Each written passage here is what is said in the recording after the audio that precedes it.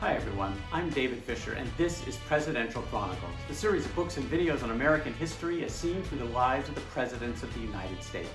This episode is from the life of John Tyler and the focus is a man without a party. The year is 1841. It's a couple of months into John Tyler's presidency as he takes over for William Henry Harrison, who died just 1 month into office. And people are about to learn that John Tyler was nobody's fool. He was not one to just go along to get along. And by the way, he wasn't really a Whig, even though the Whig Party was the one that put him into office.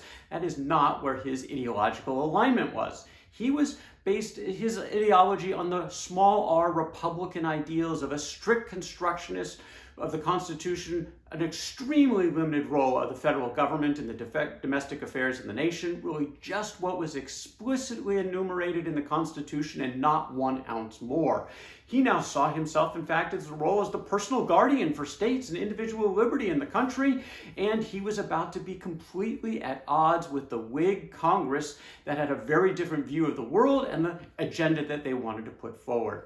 His antagonist in this moment was his old friend, Henry Clay, who was the leader of the Whigs, who had put together a packed domestic agenda full of what he called his American system, which included even higher protective tariffs than what were already on the books, federally funded internal improvements, bridges, canals, and roads across the country using federal tax dollars, returning the proceeds of public sale of public lands back to the states, and restoring the Bank of the United States were a big part of the agenda of the Whigs in Congress and Henry Clay. Well, a special session of Congress had actually been called for by President Harrison before he died. This was to deal with some of the economic challenges the country holdover from the Panic of 1837, which had dominated the Martin Van Buren administration and was still causing some problems, residual problems in the United States. So this special session came together, and first up again was the bank. Treasury Secretary Thomas Ewing was a part of the leadership, working with the Congress to come up with a law that they thought their boss, John Tyler, would sign. Well, Tyler had always been against the Bank of the United States. He thought it was unconstitutional and bad policy going back to the beginning of the Republic. He didn't see anything that authorized a national bank in the Constitution and was against using the necessary and proper clause to do that, which is what Alexander Hamilton relied upon when the legislation first passed at the beginning of the Constitutional Republic. And he also thought it was bad policy, putting way too much power of the economy into the hands of these unelected bureaucrats who were off running a bank but had so much control of the flow of the money in the country. Tyler was open. He wasn't shutting this down out of hand, but he had 2 major conditions that had to be in a bank bill if it was going to get his signature. The first was not to rely on that necessary and proper clause for the constitutional basis, not to rely on the general legislative power of the Congress to do this, because he thought that was unconstitutional. He did believe, in his very thorough reading of the Constitution, that Congress did have the authority to create a national bank if it was housed exclusively in the District of Columbia, the nation's capital, because another clause in the Constitution gave the Congress complete authority over the legislation and the activities within that nation's capital. So that was one condition. The second condition, based on his states' rights beliefs, is that any state had to have the ability to say no. No branches of the Bank of the United States allowed in my state. If those 2 provisions would be met, he would consider signing it. Well, a power struggle was already at play because Henry Clay didn't want to give in.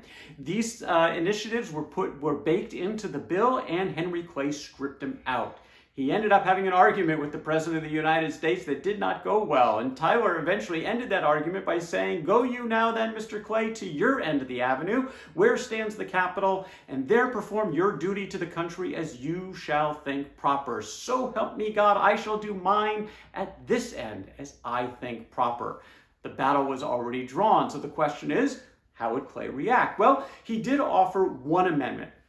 This amendment was such that the states could opt out of having a branch of the Bank of the United States within their territory, but they had to do so in their first legislative session after the federal law passed. After that, they would not have the ability to say no. And this just wasn't enough for Tyler. Plus, there was the constitutional question about the overall authority, because Congress was not limiting the headquarters of the bank into the District of Columbia. So he decided to issue his first veto. And at this point, he said, mere regard to the will of a majority, must not, in a constitutional republic like ours, control this sacred and solemn duty of a sworn officer.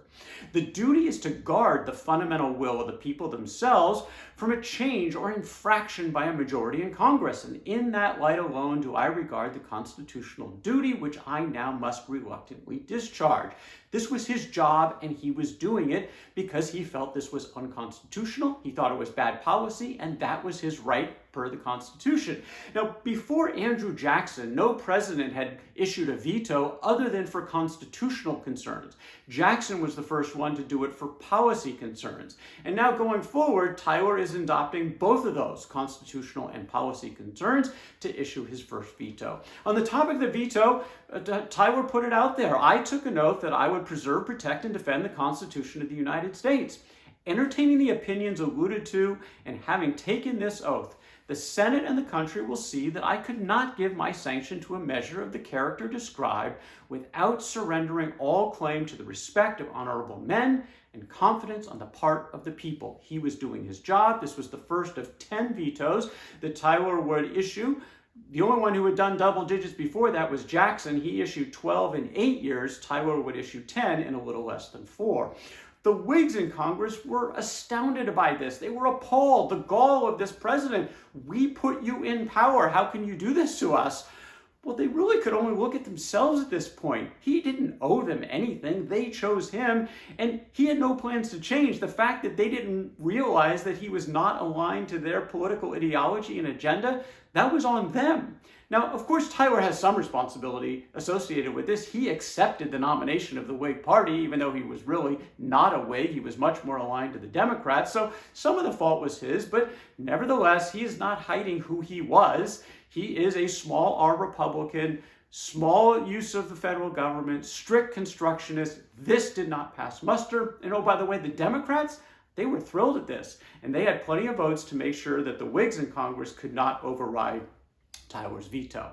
Well, they decided to try again. The special session of Congress continued. Once again, Treasury Secretary Ewing in the lead, working with the Congress to try to come up with something that would get Tyler's signature. And conflicting reports during this period about how involved Tyler was in this. Ewing would maintain that Tyler was intimately involved in the new measure that came forward. Some others maybe not quite so sure. In any case, they did come up with a measure. They called it the Fiscal Corporation Bill. They thought maybe taking the word bank out of the bill could be helpful. It passed both houses of Congress. The entire cabinet was in support. They thought John Tyler would be as well, and they were all wrong.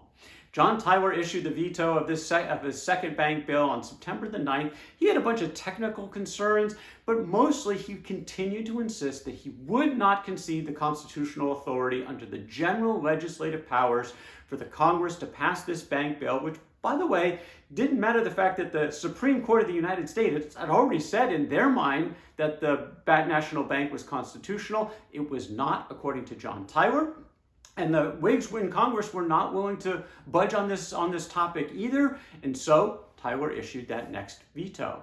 By now, the whole town was angry at him, except the handful of Democrats who were cheering off to the side. Congress, the cabinet, all members of the cabinet resigned en masse, except one.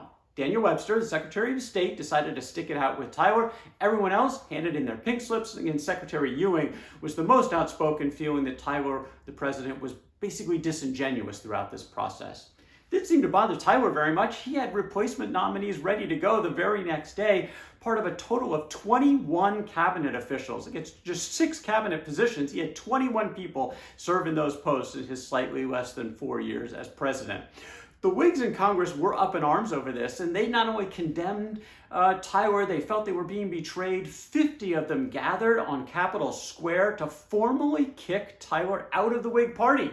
They said that Tyler has voluntarily separated himself from those by whose exertions and suffrages he was elevated to that office through which he reached his present exalted station. He wasn't a Whig anymore, but he was still president of the United States. At least there were no more pretenses. Look, again, This was a very consistent approach for John Tyler. His limited view of the government, strict adherence to the Constitution, no shortcuts, no end arounds, no compromises, no ends justify the means. He was actually an exemplar of ideological consistency. The problem is he was completely at odds with the Whigs who put him into power. But that's where things sat at the end of this special session.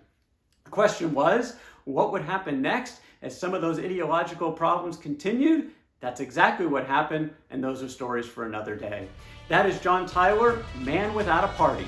From the life of John Tyler.